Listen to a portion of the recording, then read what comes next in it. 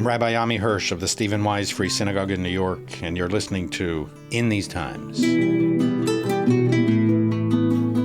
Is it possible to dialogue with people who hate you? Can you reason with your sworn enemy, one who is not only deeply entrenched, but who considers you to be evil? I was interviewing a few students, and all of a sudden this huge mob, I think there were over 100 people there that were just coming at me. They had megaphones in my ear, they had drums bashing, and you could see that they wanted to get violent. They were just waiting for this signal to be able to all pounce on me. And in this moment, I recognized, I'm like, you know what? There's a reason I'm here.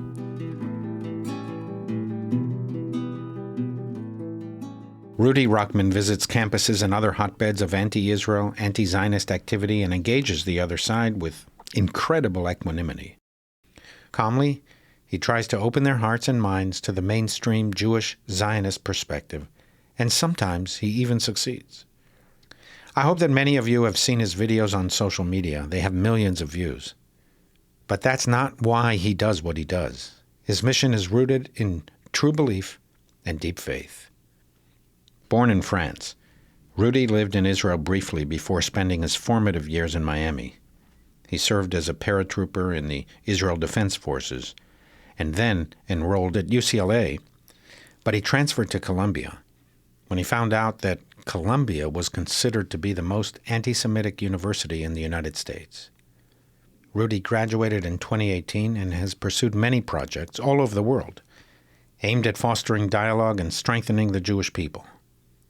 His work was interrupted on October 7th when he was called up to fight at Kfar Aza, and then inside the Gaza Strip.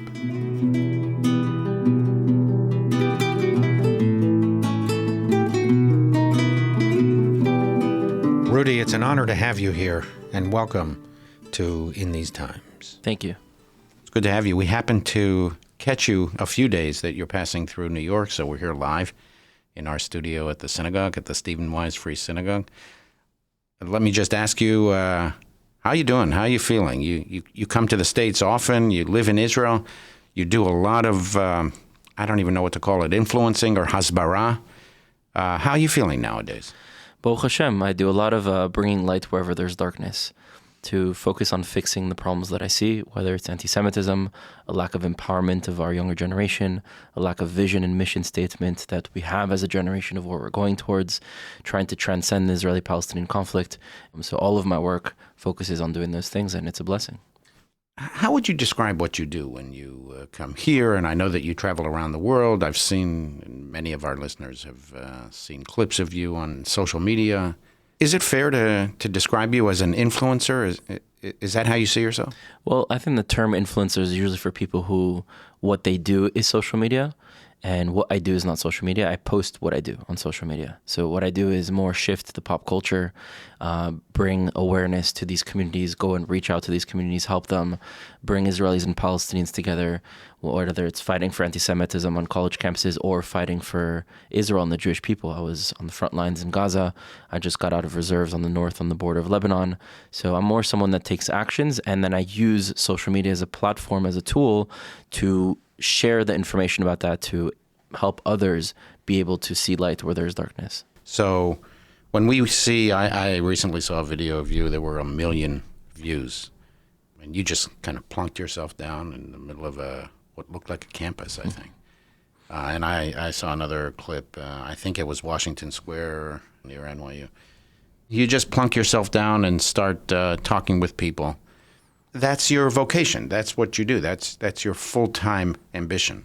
I would say that's definitely a big part of what I do, is going to these different spaces where there's so much hatred and rejection towards Israel and the Jewish people, and bringing light to those situations.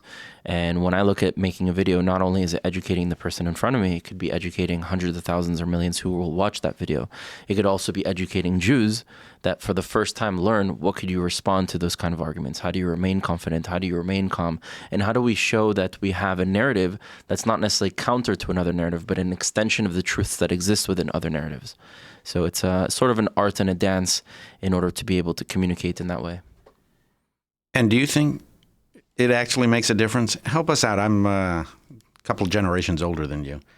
And, you know, I mean, we do our best. I'm on social media too, but you're the experts, not people in our generation.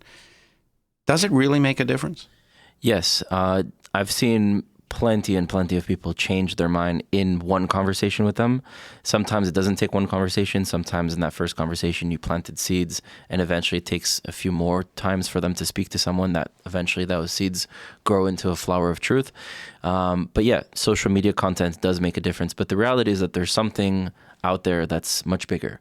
Fighting anti-Semitism will not resolve anti-Semitism. However, you do need to fight it, because if you don't, you die. Meaning anti-Semitism will go from ideas to actions, and it will continue to grow and to grow and to grow until it is stopped. And if it isn't stopped, it will get to its objective, which is to eventually eradicate the Jewish people, for which we've seen that happen time and time again throughout Jewish history.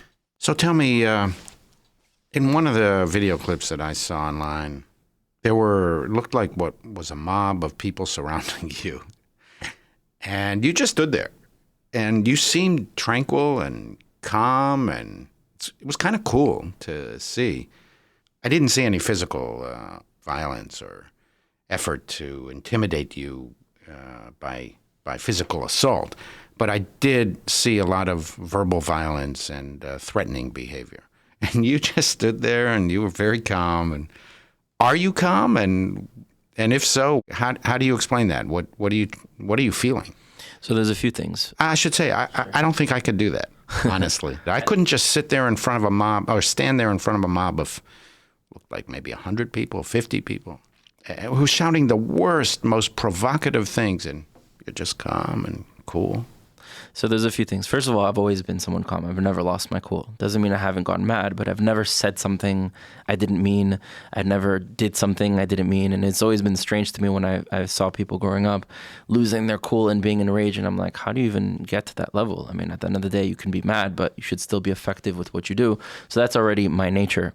But I look at this situation also with a little bit of Kabbalah within it. It's just for the listeners, right. That's Jewish mysticism. Exactly. It's the deeper answers and secrets behind the Judaism that we're normally taught.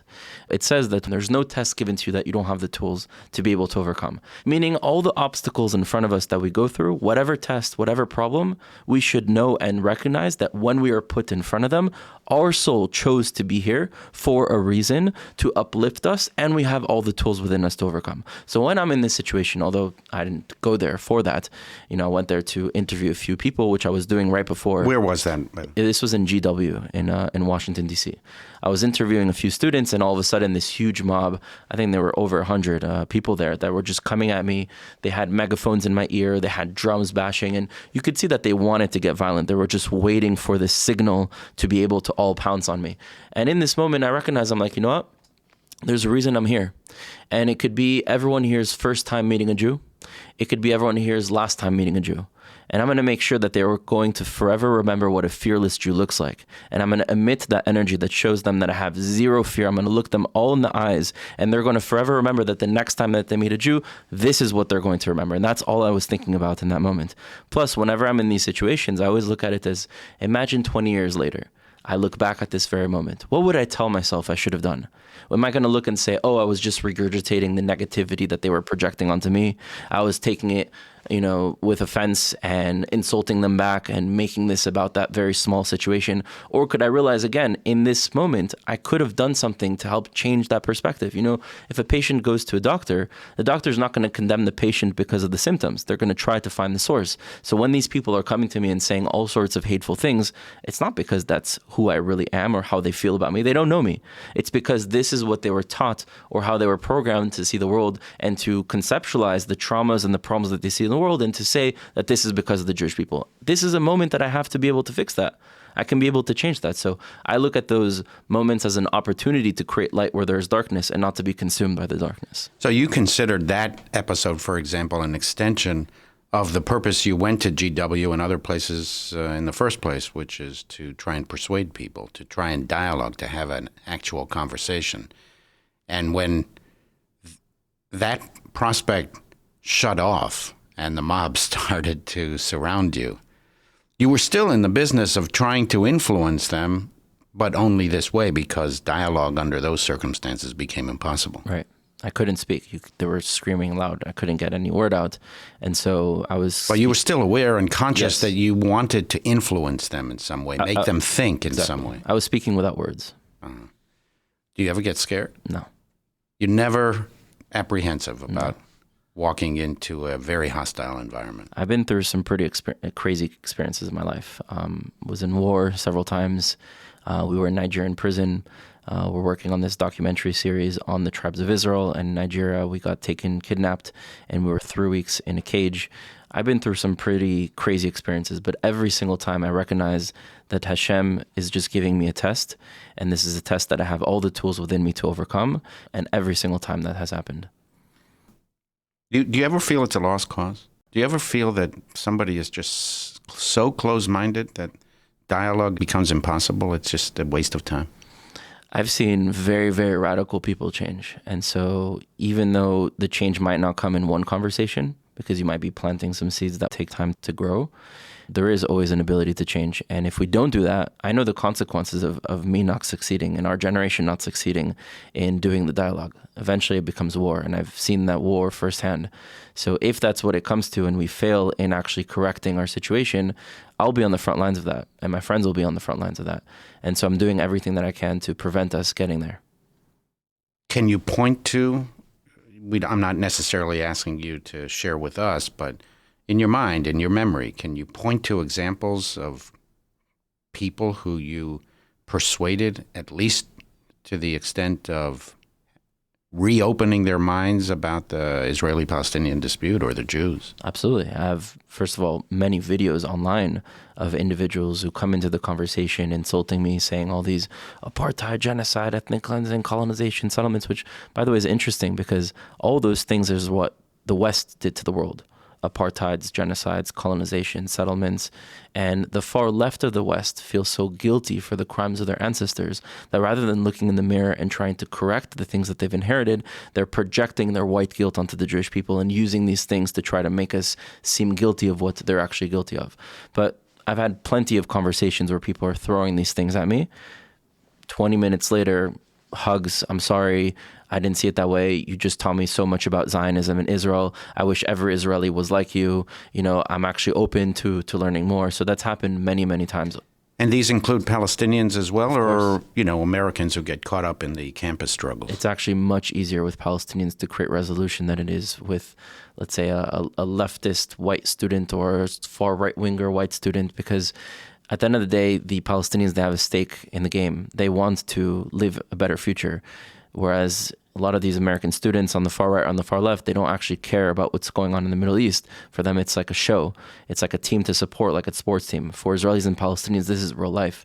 Our children will be born there, or our children should be born there. And so we're looking at the situation as, how do we transcend? Now, of course, there are Israelis who have a lot of pain and hatred towards Palestinians.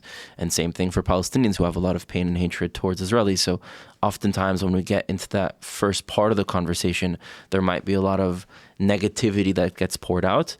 But if you're able to maintain calm and control and show that our narratives are not mutually exclusive and that this is not a zero-sum game, then you can actually make way.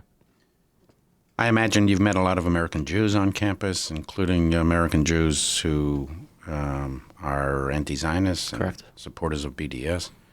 Do you find them open to persuasion? When I was a student at Columbia, one of the first classes they made us take was a class called University Studies. And it's basically this class you don't get a grade for. It's pass or fail based on attendance. And it teaches you how to study, how to, get a good grade, how to use the library, how to write a paper. And I'm realizing as I'm sitting in this class that it's a huge waste of time. It's 2 hours per class, 2 classes per week, 4 hours total. And thank you very much, but I don't need to be taught how to use the library. So for Israelis, when we see a line, usually the line starts in the beginning, not in the end. Right. And so right away I'm thinking, how am I going to get out of this? There's no way that I'm going to stay in this class and waste my time. And I sign in my name, and one day I see the kid on my right that signs his name, and I see David Cohen. And I'm like, all right, this guy's for sure Jewish. And so I pass the sheet over. I look at David. I'm like, yo, are you Jewish? And he says, yeah, so. And I'm like, no, relax. It's all good. I'm also Jewish. And I'm like, listen, David, I have a deal for you. One day you're going to sign me in. I'm not going to come. The next day I'm going to sign you in. You're not going to come. We're going to come 50% of these classes. And eventually we found a girl to sign us in, and we never came to that class again. We became friends. I came over his house one day, and he asked me, why did you come to Columbia? And I told him, I'm like, listen, I went on Google and I typed in #1 most anti-Semitic university in North America.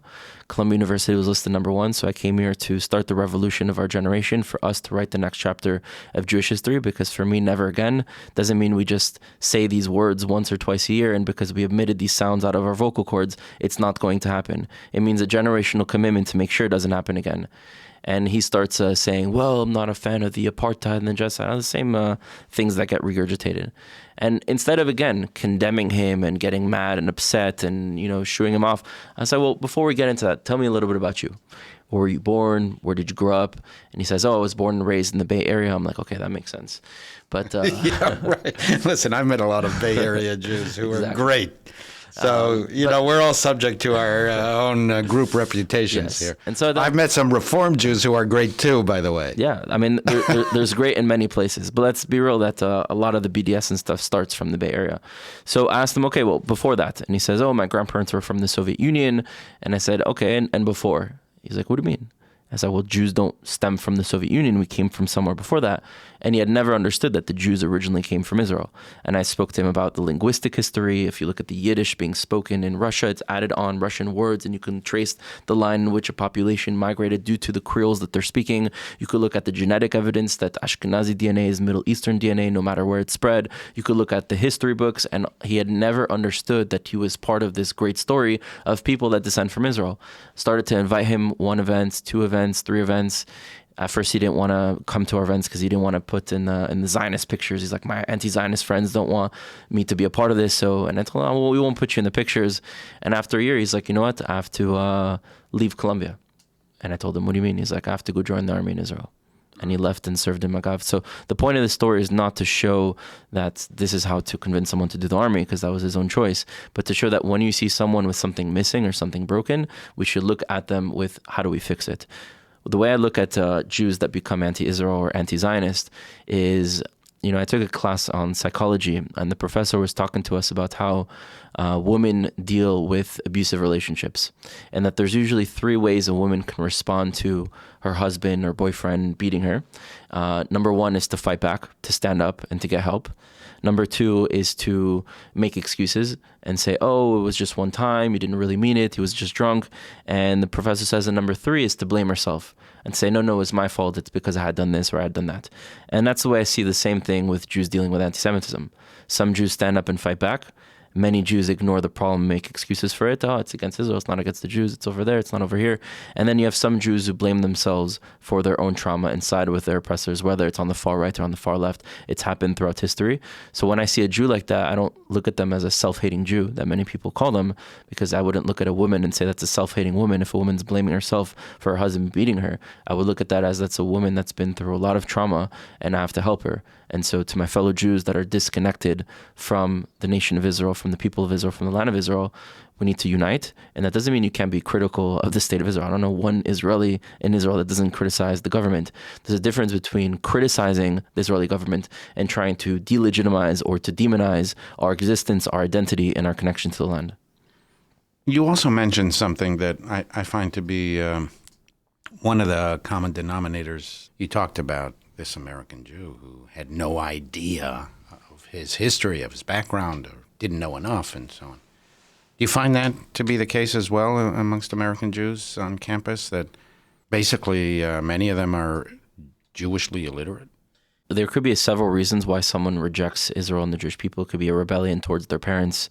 It could be a social pressure. It could be many things, but often and usually it's from a lack of identity. And I think lack of Jewish identity, understanding what that means. And it's also a failure of our Jewish education. I mean, going to Jewish day schools and speaking to many Jewish day schools all around the world. I mean, some of them go through 12 years of Jewish day school. Every year they're learning Hebrew and they come out and don't speak Hebrew. Or they're learning about how to practice Judaism rather than how to put Judaism into practice. Why were we not taught how to do debates, how to do public speaking, how to defend ourselves, how to know all the counter narratives that exist against the Jewish people, so then when we face them, we know what to say? We're not given the tools to actually go and be Jews in practice. And also we get taught of this story that's like an external religious story that's written in some book, and it's our traditions and it's our religion, it's our spirituality, but we don't look at ourselves as a continuation of that story. I mean, I grew up with some Jews that rejected Judaism because the way it was taught to them, and it wasn't taught in a way of liberation, it was taught in a way of restriction. So I think there is a lot of decolonization that Judaism needs to go through, a lot of trauma that we need to heal from, and that's a big part of, I think, what the next chapter of Jewish history looks like.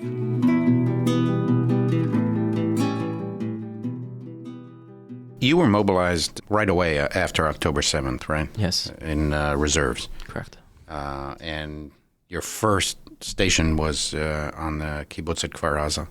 Yeah. And you saw some of the horrific tragedies and offenses and savagery that was inflicted on the population by Hamas. How does it make you feel to encounter in the West people who deny October 7th? They either say it never happened, it's Israeli propaganda, or if some bad things did happen, it's the Israelis who did it to their own people. It's nothing new. They did that after the Holocaust. They've done that throughout Jewish history, and it's always about finding a way to put the Jews as the source of the blame. And again, the way I take it is not that we are the source of the problem, but that we're supposed to be the source of the solution. So I look at their conclusions of trying to blame Israel or to minimize our humanity or to minimize our experiences as just a symptom of that. Emotionally, how does it make you feel? You saw the atrocities. Could you, in an appropriate way, mindful there are lots of different people in different ages that are listening to this podcast, but could you just step back for a moment and describe what you saw? So I'll try to do my best with the least explicit descriptions of it, but just an overview.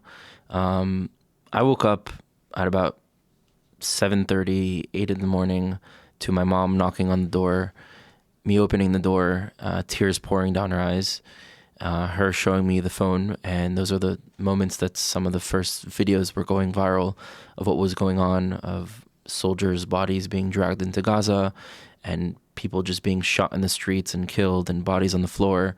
You were in Jerusalem? I was actually in Caesarea. It's in a Caesarea. City, and weren't there sirens going off all over Israel, or you weren't woken up by that? At that point, there were no sirens there. The sirens are more to the south and to the north. Mm-hmm. And I was woken up to my mom showing me this. And when I saw it, I mean, Israel is not new, unfortunately, to terrorism. When I saw this, I knew that this was different. This was not something that we had faced before, and every minute there was a new video coming out and more people dying. And so I knew that that meant that my unit was going to get called back up. I'm part of the paratroopers reserves, and our unit specifically is actually considered an active unit that they can call back up at any moment and bring back into war. And so half an hour later, I get a text from my commander that says, come back to the base, put my stuff in the car, not 2 minutes later, and drove as fast as I could to Jerusalem, to where I live, dropped off my civilian clothes, picked up my army bags that I had ready in case of a day like this, drove to our base, got there, they gave us a gun, they gave us a few equipments that we needed that we didn't have, and we got sent to Kfar Aza at 4 p.m. We got there at on October 7th? On October 7th. And it was still in the middle of a battle. They still had a... So you participated in the battle to liberate Kfar Aza. Our unit liberated Kfar Aza. And when we got there, I mean, it's men, women, children of all kinds, just savage butchering and the worst of images than you could imagine. I'm not going to go into the specifics, but as much as I was prepared to be a soldier, no one prepared me to witness a massacre of civilians. You know, one soldier versus one soldier is one thing, but... you know, countless bodies everywhere, just killed in the most gruesome of ways. It's not something that anyone could be prepared. And all that I was feeling is, how could we have let this happen? This must have been for a reason, for which I do think it's happened for a reason. And how do we prevent it? And I'm going to make sure that once I get out of here, I'm going to do everything that I can to make sure that we don't go through things like this again. Just a question on the battle to remove the terrorists in the kibbutz. How long did that take? About 2.5 days. So you were fighting in the kibbutz for 2.5 days? Yeah. And why was it so difficult to remove them? Our unit isn't that big, and they were all over. They had infiltrated. They were in houses. They were on the roofs. They were still pouring in.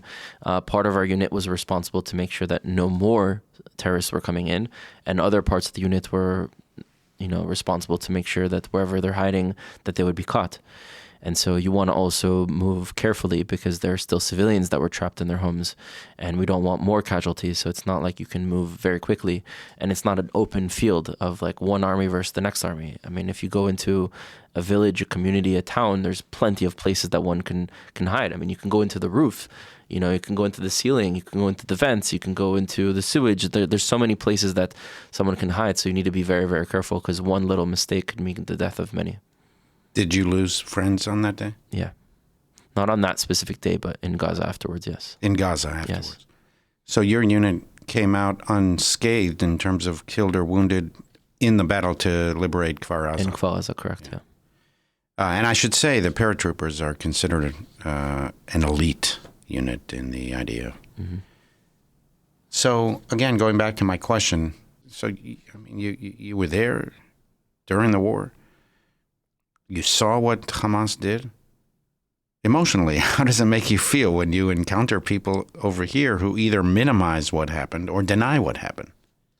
It's just a symptom. They're programmed to view the world through the lens that the Jews are the source of the problem, and I know where this is coming from. See, Rudy, that's one of the examples of what I said about your just calmness and your tranquility.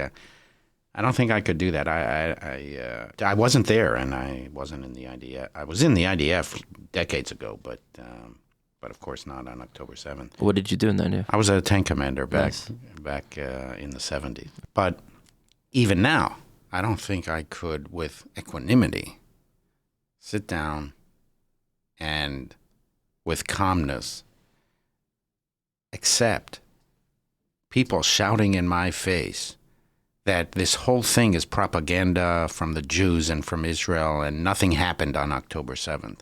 It's just amazing to me that you can kind of let it absorb, kind of wash through you. And I saw one of the clips that I viewed of you on a campus just respond, no, it did happen. I said, no, it didn't. No, it did happen.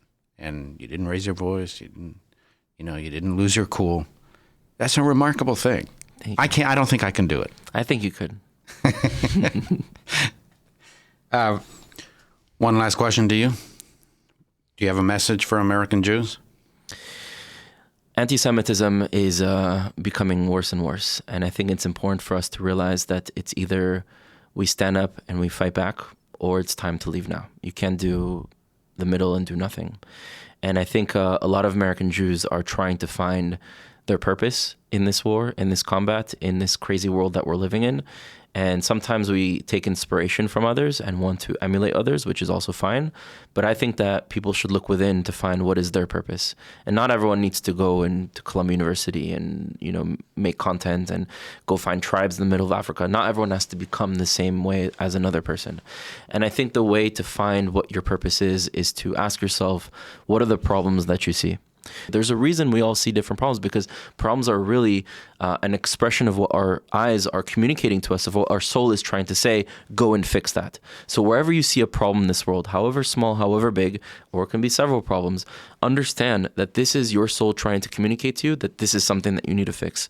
These problems can also evolve with time. Where we are when we're in our 20s versus our 30s versus our 40s can also change. So we need to be open to its evolution. And we need to recognize that we all have certain skills. Use those skills that you were born with, work on yourself to acquire more skills, and use that to fix the problems that you see. And I think if Jews did that individually and collectively, they'd live a far more fulfilled life than they currently are. With that, Rudy, thank you very much for spending this time with us. Keep up the good fight, and God willing, in our lifetimes, we'll see peace and coexistence and some degree of tranquility. Amen. Amen.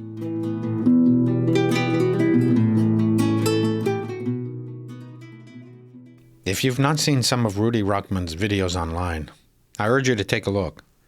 His calmness and courage in the face of seething mobs is something to behold. His willingness to plunk himself down in the most hostile environments and speak directly to those who he knows not only disagree with him, but often despise what he stands for, is remarkable. It can only be done by a person of deep faith, one who knows what he believes and who also believes in the capacity of people to reason with each other and to change their minds. to reconcile one with the other, even after generations of enmity. I believe in that too. The assumption that people can respond to reason, facts, and evidence, and be persuaded that people and nations can change, is at the very heart of a liberal outlook on life. I was taken by Rudy's description of David Cohen, caused me to reflect on my own assumptions. I'm less optimistic than Rudy in my capacities to influence and persuade anti-Zionist Jews. But perhaps he's right. And in any case, his single-minded determination to get through to people who may not only disagree but consider him immoral is deeply inspiring to me.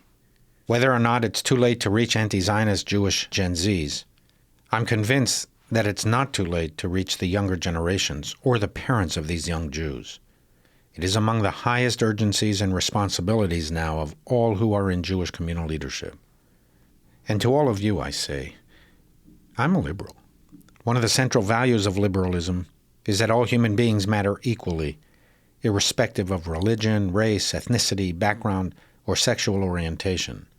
What we share is more important than what divides. Humanity is our common lot. We emerged from the same clay, inhabit the same flesh, and are dissolved in the same dust. At the same time, our tradition insisted that the universal begins with the particular. Everything Jewish begins with Jewish peoplehood. Kol Yisrael arevin ze bazeh. All Jews are responsible one for the other, the sages taught. Judaism absent Jewish peoplehood is not Judaism, it is something else. Tikkun olam, repair of the world, ripped from the moorings of Klal Yisrael, the centrality of Jewish peoplehood, is not Jewish universalism, it's just universalism, amidst the turmoil, polarization, and anxieties of our times. Do not abandon your affection, responsibility, and loyalty to our own people. Our destinies are tied one to the other. We have many different views. We believe many different things. We are a contentious, argumentative, strong-willed, opinionated family, but we are family that assumes the obligations and responsibilities of love for each other. To young Jews, know that we tried to instill in you a sense of justice, righteousness, virtue, honor, rectitude, honesty, and decency for all people. We are proud when your generation is active in pursuance of these values. And if these ideals lead you to be critics of Israeli policies or the American Jewish community, so be it. Welcome to the club. Every Jew, in one way or another, is a critic. To mourn the loss of life, dislocation, and misery of Palestinian civilians is a virtue. To have different opinions about the nature and timing of the war aims or a ceasefire in Gaza is entirely legitimate and appropriate. What we did not intend is for your generation to turn your backs on our people. We wanted you to be Zionists. We did not intend that our emphasis on tikkun olam, social repair, would lead some Jews to join anti-Israel demonstrations. We did not intend for Jews to lead Passover seders in so-called liberated zones, liberated from Zionists, that violate not only university policies but threaten the safety of Jewish students. Some of those protests contain anti-American sentiments as well. We did not intend to encourage or excuse Jews who burn American flags or support those who do. We did not intend that criticism of Israeli policy lead to detached indifference and a vacuous lack of compassion for the murdered, brutalized, sexually assaulted, and kidnapped of our own people. We did not intend to strip Jewish solidarity, empathy, responsibility, and mutuality from your Jewish identity, not only towards Israeli civilians, but soldiers your age who exhibit astonishing courage and remarkable self-sacrifice, many of whom laid down their lives protecting our people in feats of enormous heroism. At the beginning of the book of Exodus, before Moses was called to leadership, the Torah describes this prince of Egypt's first encounter with the Hebrew slaves. Vayigdal Moshe, and Moses grew up. Vayetze el achav, and he went out unto his brethren. Vaya'ar b'sivlotam, and he saw their suffering. The preeminent commentator Rashi asks, if he went out to his brethren, do we need to be told that he saw their suffering? Since he had eyes, obviously he saw their suffering. Rashi responds, he directed his heart and eyes towards them so that he would suffer along with them. Direct your hearts and your eyes towards your people. If they rejoice, rejoice with them. And if they are suffering, suffer with them. Mourn with them. Support them. Help them. Free them. Redeem them. Until next time, this is In These Times.